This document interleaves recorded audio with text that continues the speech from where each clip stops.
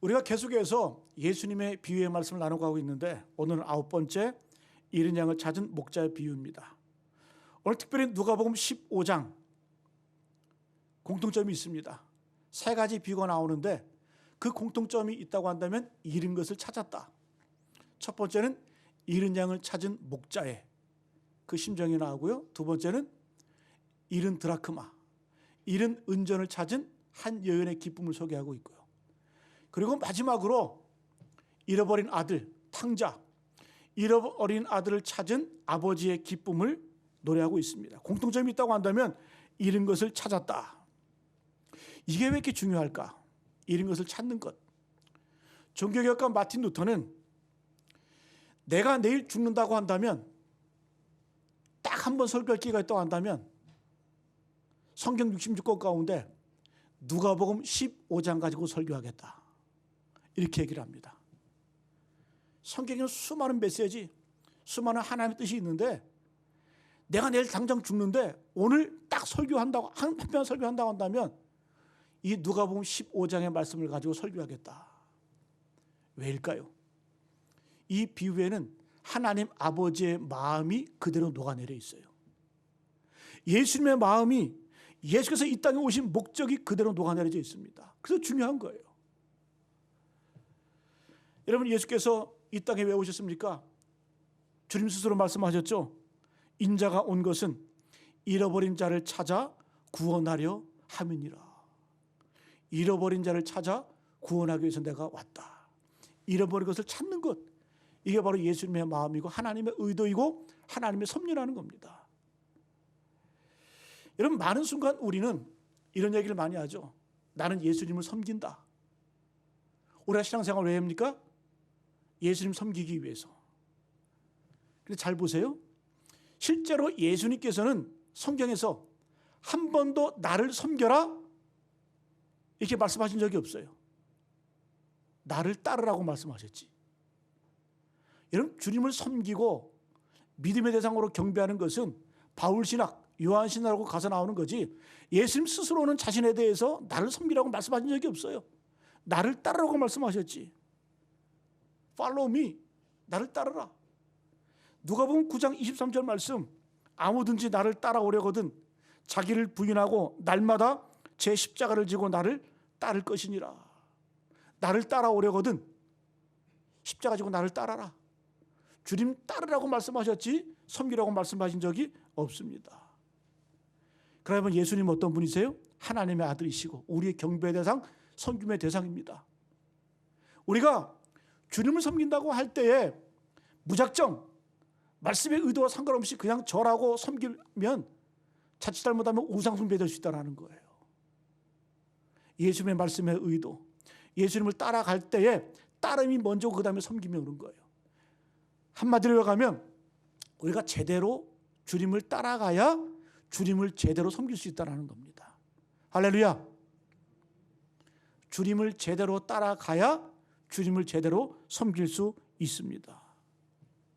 그러면 오늘 말씀을 통해서 주님을 따른다고 하는 것 가장 기본이 뭘까요? 가장 중요한 게 뭘까요? 주님의 의도겠죠. 아무든지 나를 따라오려거든 자기를 부인하고 날마다 제 십자가를 지고 나를 따를 것이니라. 잃어버린 자를 찾는 것, 이 주님의 마음, 주님의 의도를 잘 알아야 된다는 겁니다. 자, 오늘 이 말씀, 잃어버린 한 마리 양을 찾는 목자의 마음으로 우리가 주님을 따라야 되는데, 자, 우리가 목자의 마음은 어떤 마음일까? 오늘 말씀을 살펴보고 올 한 해 예수님의 마음으로 예수님의 심정을 가지고 승리하시는 복된 한 해 되시길 간절히 축복합니다.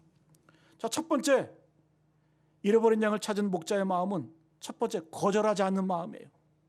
그 어느 누구도 거절하지 않는 것이 바로 목자의 마음이에요. 예수님께서는 이 땅에서 사역하시면서 그 어떤 사람도 거절하지 않으셨어요. 이것이 예수의 정신이고 참된 교회의 모습입니다. 오늘 예수님의 비유를 말씀하시기 전에 이 비유의 말씀의 배경을 우리가 봐야 돼요. 그 배경이 1절과 2절입니다. 예수님께서는 왜 이 비유를 말씀하셨을까? 우리 1절, 2절 말씀 같이 한번 읽어봅니다. 시작. 모든 세리와 죄인들이 말씀을 들으러 가까이 나아오니 바리새인과 서기관들이 수군거려 이르되 이 사람이 죄인을 영접하고 음식을 같이 먹는다 하더라. 모든 세리와 죄인들이 주님께 나아옵니다. 왜요? 말씀을 들으러. 그때 주님께서는 어떻게 하셨어요? 그들을 영접하고 교제하시면서 같이 밥을 먹었어요. 한 가족이 된 거예요. 거절하지 않고 받아들이신 거예요. 이 모습을 보고 서기관들과 바리새인들은 수군거립니다. 왜 예수님께서는 죄인들과 함께 먹냐? 왜 교제하냐? 왜 그들을 영접하냐? 불만인 거죠. 항의하는 거죠. 이때 주님께서는 비유를 들어 말씀하세요. 자, 그래서 이 비유는 누구를 향한 말씀이에요? 하나님을 잘 믿는다고 자처하는 서기관들과 바리새인들을 향한 말씀이에요. 세리와 죄인들을 향한 말씀이 아니라 서기관들과 바리새인들을 향한 말씀이에요. 하나님 잘 믿는다고 너희들 착각하지? 그래, 하나님의 의도를 한번 들어봐. 내가 비유를 한번 말해줄게. 그래서 이 말씀을 하시는 겁니다. 우리는 궁금해요. 세리와 죄인들이 주님 앞에 나와서 말씀을 듣는데 왜 그걸 가지고 수군거리고 웅성거리고 비난하고 책망할까?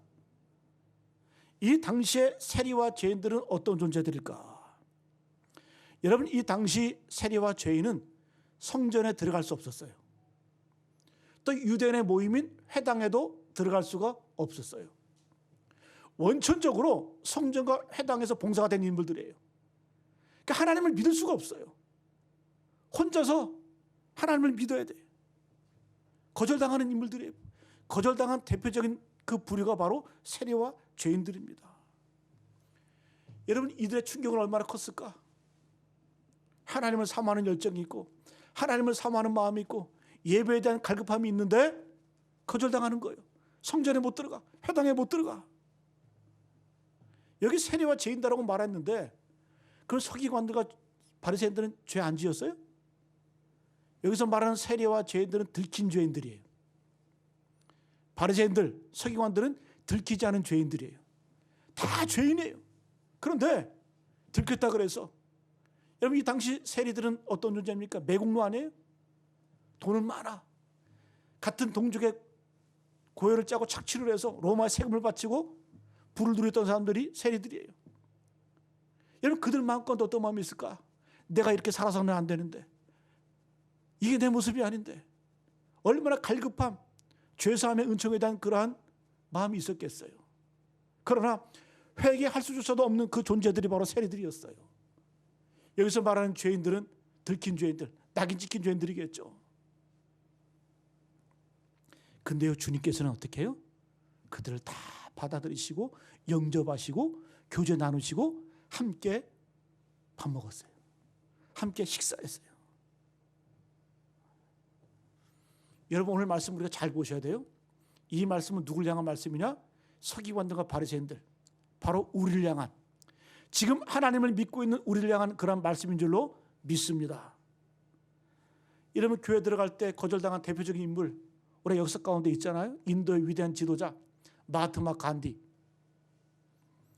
그 간디가 성경을 읽다가 또 선교사와 교제하다가 마음이 뜨거워진 거예요. 이 간디. 그래서 나도 하나님을 믿고 싶다. 예수님을 더 깊이 알고 싶다. 그 감동을 가지고 교회에 갔어요. 교회 딱 갔는데 성전에서 막는 거예요. 유색인종이라고.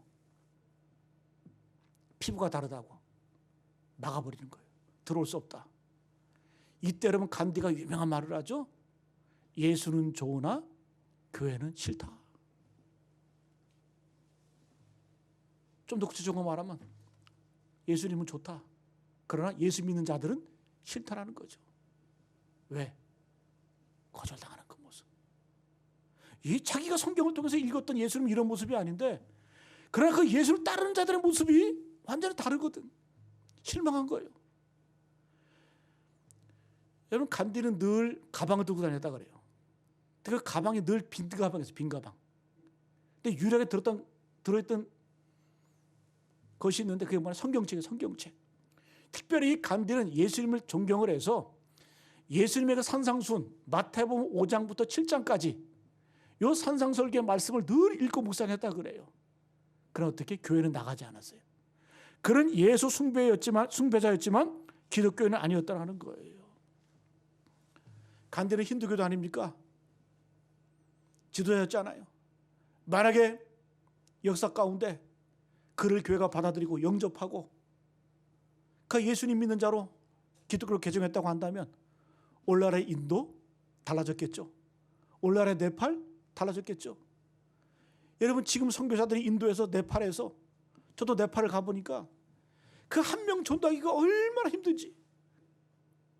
예수 믿으면 집에서 쫓겨나야 돼. 낙인 찍히는 공동체에서 쫓겨나는 거예요.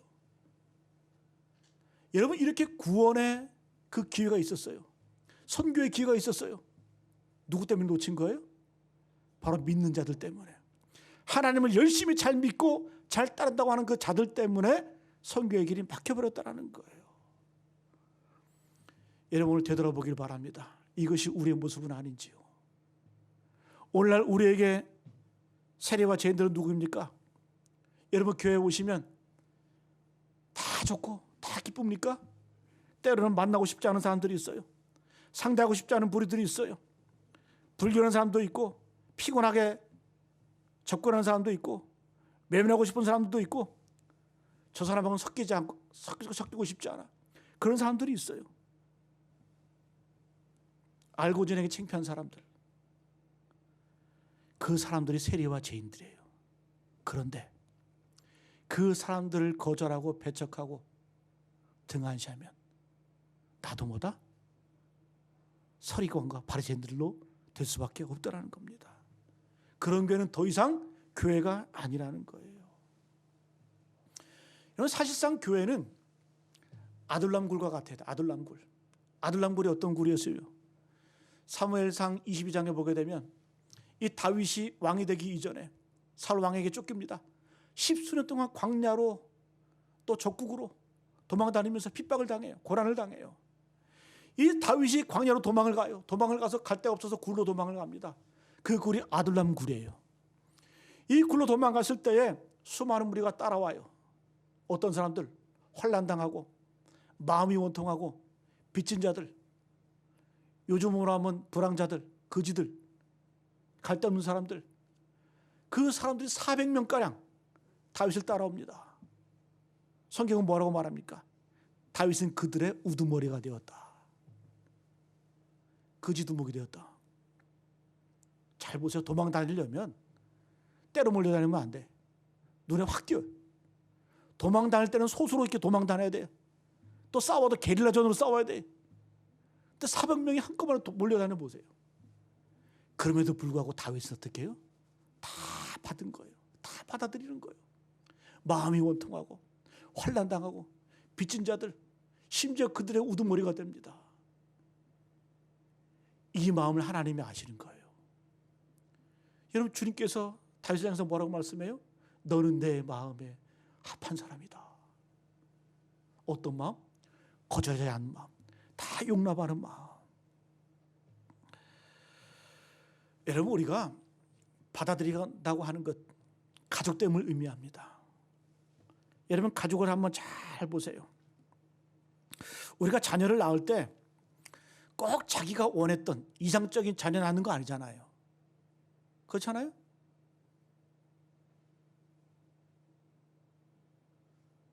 때로는 건강한 자녀도 낳지만은 건강하지 못한 자녀도 낳잖아요. 때로는 똑똑한 자녀도 있지만 좀 똑똑하지 못한 자녀도 있잖아요. 그러면은 좀 모자르고 그럼 버려야 돼요? 그 부모 아니죠. 부모는 어때요? 정상적인 부모는 오히려 더 약하고 더 부족하고 더 연약한 자녀들에게 관심이 가고 눈이 가는 게 그게 부모예요. 여러분 이게 하나님의 마음 아니겠어요? 여러분 올 한 해 우리가 하나님의 마음, 하나님을 따르는 자, 예수를 본받는 자가 되어야 되는데 그럼 뭘 따라가야 될까? 이거요, 이거. 하나님의 가족됨, 예수의 가족됨, 잃어버린 자를 찾는 그 목자의 마음, 거저자라는 마음, 이런 마음을 가져야 될 줄로 믿습니다. 저는 어떤 목사님이 한때 유명했던 목사님이에요. 이런 얘기 하시더라고요. 교회가 막 부흥하고 성장하더래요. 그런데 이 교회에 새로 오는 분들 이렇게 보니까 처음 믿는 새신자들이 오는 것이 아니라 다른 교회에서 수평이동 그분들이 이렇게 많이 오더라는 거예요. 그러니까 자기 깐에는 그래도 순수한 의도를 가지고 순수한 마음을 가지고 다 자기 교회로 돌아가라 이랬다는 거예요. 근데 이 말을 할 때 안 돌아갈 줄 알았대. 한 20%만 갈 줄 알았대. 그렇게 새로운 사람이 한 반 50%가 가더라는 거예요. 그러면서 한 분이 떠나면서 그런 얘기 하더라고요. 목사님 말씀드릴 게 있습니다. 정중하게 와서 이런 얘기 하더라는 거예요. 목사님 한 사람이 교회를 떠날 때는 그냥 떠나는 거 아닙니다. 아픔이 있는 거예요. 상처가 있는 거예요. 쉽게 결정하는 거 아닙니다. 그러면서 그 교회가 막 붕성장하니까 목사님은 참 당당하시더군요. 교만하다는 얘기겠죠. 이 목사님 충격받았대요. 자기는 그래도 좀 순수한 의도를 가지고 그렇게 얘기를 했는데 이 말을 듣고 그 목사님 그게 마음이 아팠다는 거예요. 아, 내가 잘못 생각하고 있었구나. 그래서 그 시간 이후로는 어떤 사람이 오든 어떤 모습으로 오든 가라소리 안 했대. 거절하지 않았대. 여러분 제가 거절하는 거 보셨어요? 전 그렇게 안 해. 진짜 갈까 봐. 여러분 우리가 저도 그런 생각하고 있었거든요. 교회가 수평이동하는 거 옳지 않다. 오른쪽 주머니에 있는 거 왼쪽 주머니로 가는 거 아니냐. 그리고 내 교회 벽돌 세우기 위해서 남의 벽돌 빼오는 거 아니냐. 물론 일부러 하는, 의도적으로 하는 건 그 잘못된 거예요. 그러나 한 사람이 교회를 옮기고 또 그렇게 결정하는 거 쉬운 거 아니라는 거 저도 차마 몰랐어요. 근데 그런 이야기 듣고 또 돌아보니까 그렇더라고요. 여러분 교회는 어떤 모습이냐 거절하는 모습이 있어야 되는 안 되는 줄로 믿습니다. 오늘 이 목자의 마음, 잃어버린 양을 찾아오는 그 목자의 마음은 첫 번째 어떤 마음이에요? 거절하지 않는 마음. 여러분 다윗에게는 이게 축복이었어요. 그렇지 않겠어요? 만약에 다윗이 왕이 되어서 왕의 궁궐에서만 살았다고 한다면, 만약에 고난이 없고 광해가 없었다고 한다면 다윗은 백성들의 마음을 몰랐겠죠. 그러나 여러분 다윗이 이렇게 원통한 자들, 마음에 원통한 환난당하는 자들, 빚진 자들과 함께 어울리고 함께 하다 보니까 그들의 마음을 읽은 거예요.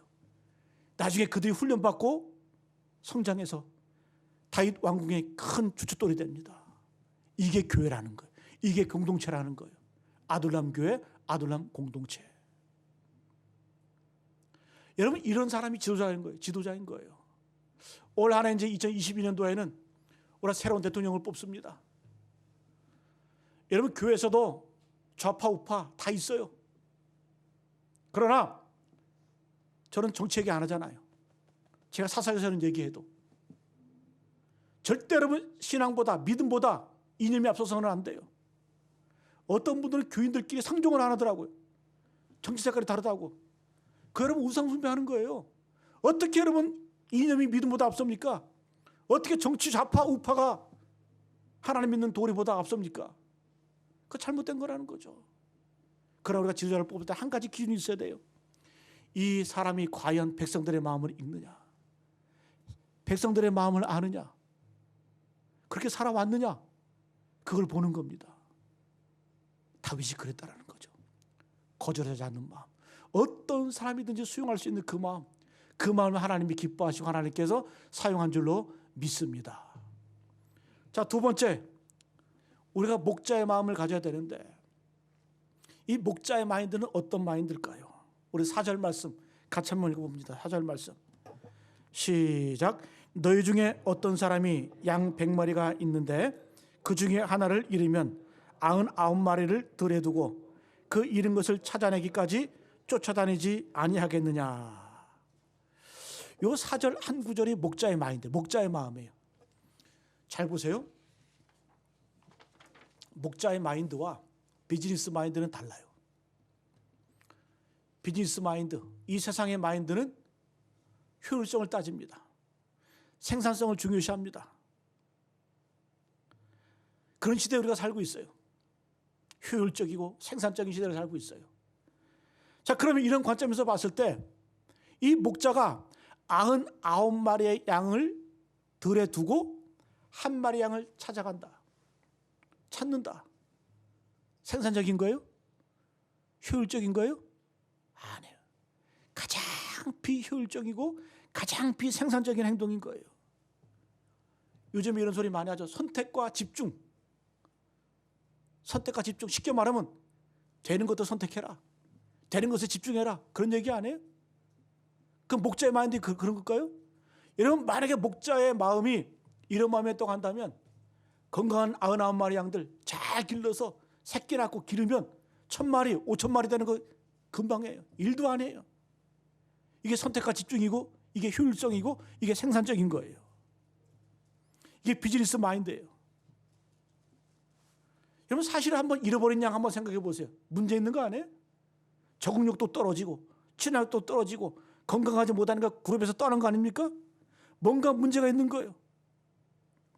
그러면 어찌 보면 없는 게 낫지 않아요? 건강한 것들만 잘 기르고 잘 자라게 하고 그럼 여러분 생산성이 극대화될 거 아닙니까? 그러나 그런 교회는 더 이상 교회가 아니라는 거예요. 목사도 여러분 그런 유혹이 참 많아요. 어떻게 하면 효율적으로 교회를 이끌어가서 생산적으로 이끌어갈까? 아니에요. 그 목자의 마인드가 아니에요. 목사의 마음이 아니에요. 여러분, 사랑이 뭡니까? 가장 비효율적인 거 아니에요? 마리아가 예수님을 영접한 다음에 향유옥합 300데나리온짜리를 깨트려서 주님의 발에 붓고 그의 사랑을 표현합니다. 머리카락을 씻습니다. 그걸 바라본 가룟 유다는 뭐라고 말해요? 왜 낭비하느냐? 왜 허비하느냐? 그들 가난한 자들에게 나눠주는 것이 더 합리적이지 않냐? 사랑이 있는 자와 사랑이 없는 자의 차이예요. 때로는 여러분, 우리가 사랑을 위해서라고 한다면 돈도 나갑처럼 태워버릴 수 있어야 돼요. 그게 사랑인 거예요.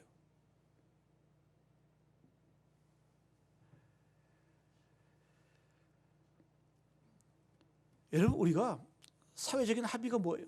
다수결의 원칙 아닙니까? 교회는 그렇지가 않아요. 소수도 중요하게 여겨야 돼요. 그게 하나님의 마음과 하나님의 심정인 거예요. 여러분, 목자의 마음은 그 당시에, 예수님 당시에 이 목자들은 양 100마리가 있으면 다 100마리의 이름을 붙였다 그래요. 뚱뚱한 놈, 비실실한 놈, 잘난 놈, 못난 놈. 양들에게 다 별명도 붙이고 이름도 붙였다 그래요. 그래서 목자는 그 양들의 이름을 다 기억을 합니다.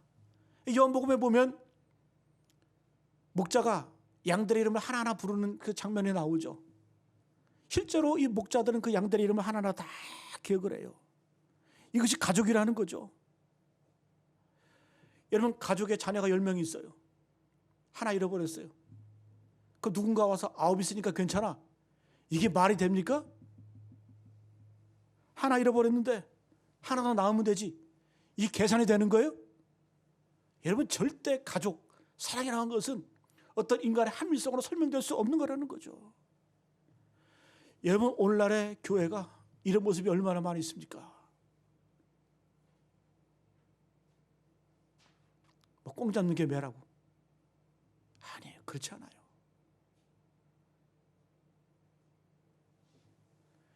여러분, 신앙은 결과가 중요한 거 아니에요. 결과는 하나님께 맡기는 거예요. 과정이 중요해요. 과정이. 내 인생의 과정 가운데 다윗처럼 실패가 있고 어려움이 있고 고난이 있고 위기가 있다 할지라도 그런 상황 가운데서도 때로는 잘 돼도 번영해도 주님 붙들고 살 수 있느냐, 주님과 동행할 수 있느냐, 이걸 주님께서 기뻐하신다라는 겁니다. 여러분, 한번 보세요. 목자가 99마리의 양을 두고 한 마리 잃어버린 양을 찾으러 나가요. 뭘 느껴요? 우리는 가족이라는 걸 느끼잖아요. 그죠? 이 사랑을 느끼잖아요. 여러분, 오늘 하루에 우리 교회가 이런 마음들이 회복되길 간절히 축복합니다. 가족 같은 교회, 가정 같은 교회. 여러분, 가족은 뭐예요? 가족 중에 아픈 자녀가 있으면, 아픈 식구가 있으면 온 가족의 마음, 온 가족의 눈이 누굴 향해요? 아픈 가족을 향하잖아요. 그죠? 그 가족 아니에요? 저도 휴가 되면 일부러 여행을 떠나요. 일부러라도. 예전에 제가 30대 때는 가족여행? 그런 게 어디 있어. 앞으로 가는 거 돌진하는 거야. 물불 안 가리고 사여가고. 근데 제가 건강을 잃어보니까 그게 아닌 거예요. 아, 내가 잘못하면 가족들 어떻게 하나. 그런 생각이 드는 거예요. 그때 왜 가족의 소중함이 느껴지더라고요. 한 번 병이 들어보니까. 그래서 그 이후로는 빚을 내서라도 1년에 한 번은 여행을 가, 가족들끼리. 여러분, 빚 내서 여행 가라는 얘기가 아니라 마음이 그렇다는 얘기예요. 마음이 그렇다. 자, 그런데 제가 애가 셋씩이나 되잖아요. 여행 가면 주로 누구의 의도에 따라서 스케줄이 맞춰집니까? 저요? 아니에요. 그 아버지 아니에요. 그러면 제일 막둥이 5살짜리 걔 의도에 따라서 운전하고 가다가 걔가 똥 마려우면 내려야 돼. 오줌 마렵다 그러면 쉬어야 돼. 올해도 여러분 제주도 갔다 왔어요. 주로 가는 데가 어딘 줄 아세요? 저는 제주도 가면 조금 좋은 카페 좀 가서 좀 커피도 좀 마셔보고 싶고, 맛있는 음식이 얼마나 맛있습니까? 순 가는 데가 무슨 장난감 박물관, 헬로키티 박물관, 테디베어 박물관, 미쳐버리겠어요. 이건 뭐 노가다 하다 온 건지 여행 갔다 온 건지, 막 한 3박 4일 여행 갔다 오면 막 그냥 막 몸살이나 애 안고 막 둘러매고 막 다니느냐고, 뛰어다니느냐고, 막 잡으러 다니냐고. 그 가족 아니에요 그게?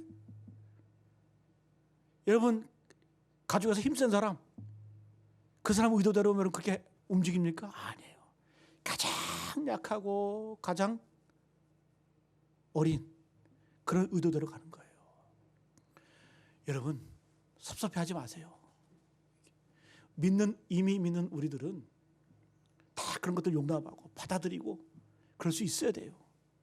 그게 성숙인 거예요. 원래 서기관들, 바리새인들, 하나님 잘 믿는다고 자책했던 사람들 아니에요? 그들이 하는 짓이 뭐예요? 세리와 죄인들은, 말씀 잘 보세요, 말씀을 들으려고 예수님께 가까이 왔다 그래요. 세리와 죄인들은 말씀을 들으려고 가까이 왔는데 서기관과 바리새인들은 어떻게? 수군거려. 뭘 먹나? 누구가 먹나? 어떻게 먹나? 이거 우리의 모습 아닙니까? 여러분, 이런 마음이 회복되길 간절히 축복합니다. 받아들일 수 있는 그 마음, 그 목자의 마음. 목자의 마음은 절대 효율성, 생산성이 아니에요.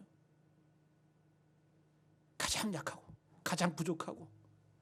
그래서 여러분, 좋은 교회는 어떤 교회인지 아세요?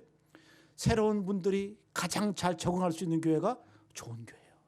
하나님이 기뻐하시는 교회예요. 그런 사람들 위주로 교회가 돌아가야 돼요. 그런 교회가 희망이 있는 겁니다. 마지막 한 가지, 목자의 마음은 기쁨이 있어야 돼요. 기쁨이 흘러넘쳐야 돼요. 여러분, 한 마리 잃어버린 양을 찾았을 때 가장 큰 반응이 뭘까요? 기쁨이죠. 5절 6절 우리 다시 한번 읽어봅니다. 5절 6절 말씀 시작. 또 찾아낸즉 즐거워 어깨에 메고 집에 와서 그 봇과 이웃을 불러 모으고 말하되 나와 함께 즐기자. 나의 잃은 양을 찾아내어노라 하리라. 이 목자 한번 보세요. 찾았어요. 어깨에 메는 거예요. 그 양을 어깨에다 메고 집으로 와가지고 뭐합니까? 이웃들을 불러매요. 그리고서 외치는 거예요. 나와 함께 즐기자. 나의 잃은 양을 찾아내어노라. 솔직히 보면 한 마리 잃은 양보다 잔치 비용이 더 들지 않아요? 잔치는 그냥 합니까? 소 잡고 돼지 잡고 개 잡고, 아니 개는 안 잡죠. 네? 여러분, 잃은 양 한 마리 비용보다 잔치 비용이 더 들어가. 근데 왜 이렇게 해요? 기쁘다는 거예요. 기쁘고 기쁘다. 오늘 여러분 1절부터 31절까지 세 가지 비유가 나오는데 이 32절까지의 구절들 한번 잘 보세요. 즐겁다, 기쁘다는 표현이 몇 번 나오냐? 12번이에요. 12번. 12번. 세 구절당 한 구절에 기쁘다, 즐겁다라는 이 목자의 마음이 나오는 거예요. 여러분, 우리는 언제 기쁠까요? 여러분 언제 기쁘세요? 진짜 기쁨은 잃어버린 거 찾을 때 기뻐하는 거예요. 영적으로 말하면 잃어버린 영혼 찾을 때 기뻐하는 거예요. 여러분, 인생의 기쁨에는 두 종류가 있어요. 첫 번째는 자연적인 기쁨이 있고, 두 번째는 영적인 기쁨이 있습니다. 자연적인 기쁨, 어떤 인간의 생리적인 기쁨은 언제 올까요? 첫 번째, 건강할 때 와요. 두 번째, 젊었을 때 와요. 젊은 사람들 보면 10대, 20대 모이는 거 보면 뭘 해도 기뻐. 아무 거 안 줘도 뭐 게임만 해도 즐겁고 기쁘고, 모이는 것보다 희덕거리고, 고깃집에 데리고 가도 그냥 무한리필 그거 먹어도 막 기뻐. 얼마나 즐겁게 먹는지. 근데 우리는 어때요? 웬만한 거 갖고 감동 안 해. 예? 고기도 한우 정도 먹어야 좀 감동이 와. 그래서 뭐 먹자 그러면 뭐예요? 그냥 라면이나 먹지. 라면이 제일 맛있어, 저는.